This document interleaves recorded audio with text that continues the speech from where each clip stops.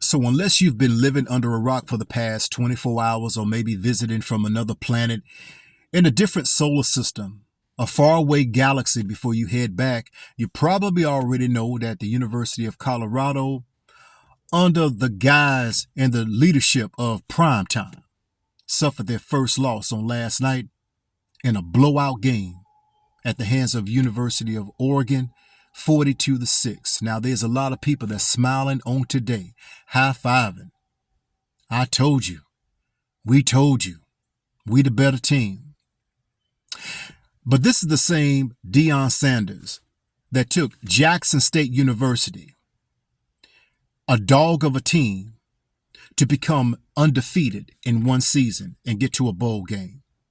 This is the same Primetime who dug deep into his own pockets to help finance this school and taking a pay cut in salary, all the while bringing in multi-million-dollar and billion-dollar industries to partner with Jackson State University to bring it up to prominence concerning the athletic department that was less than subpar, a football field, equipment, uniforms, and also a state-of-the-art locker room.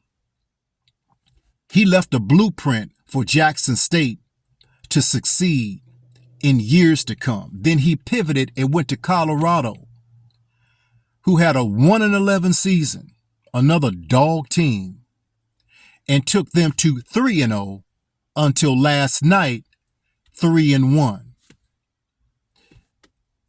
If he did it for Jackson State, he can do it for Colorado. Here comes the teachable moment. You may suffer loss in your life, but that doesn't mean that you are a loser. It was the great Maya Angelou that said that you can suffer defeat, but that doesn't mean that you're defeated. There may be people on the sideline and in the stands that's cheering against you and waiting for you to fall. But just like Primetime, he understands that, you know what? I'm just 10 men away from being a national contender. I'm just 7 or 8 or 10 dogs away. And he'll get that in the transfer portal.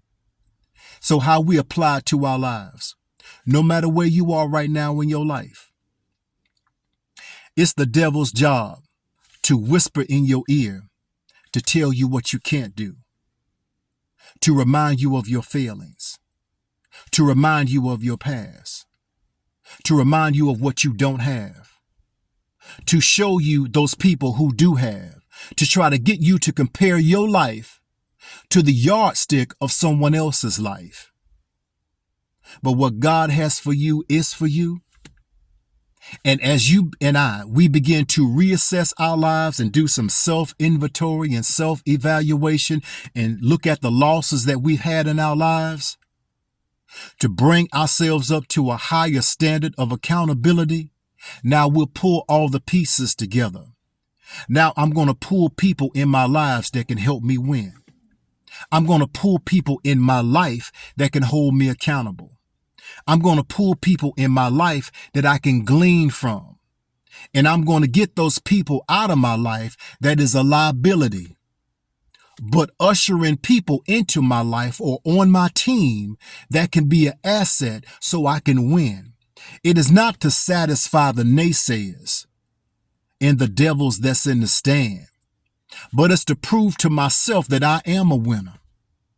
Because if you serve the Most High God, Yahweh himself, through his son, the Christ, you are a winner. You just have to look in the mirror and believe it. You have to believe your own press. You have to believe your own report.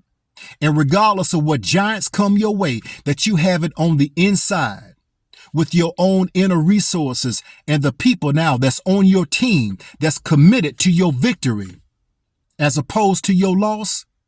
You can take that giant down and take back what's yours.